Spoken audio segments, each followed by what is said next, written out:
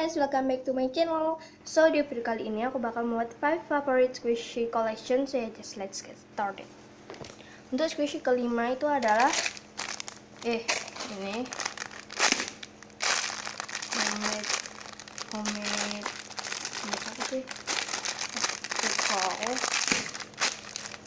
Itu begitu sih namanya.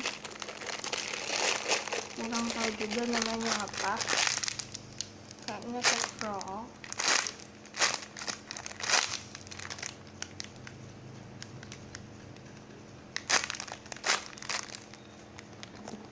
Untuk yang keempat itu adalah ini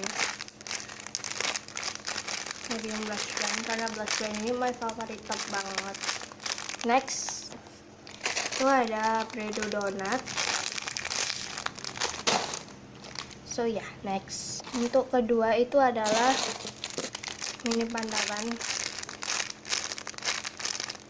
Next untuk yang pertama itu adalah Jumbo blush pen. Kenapa? Karena medium, mini, and jumbo itu wishlist aku banget.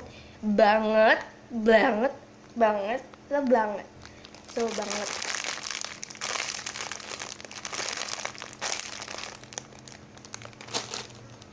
So yeah guys, hope you like this video and big thumbs up and subscribe to my channel. See you again next time.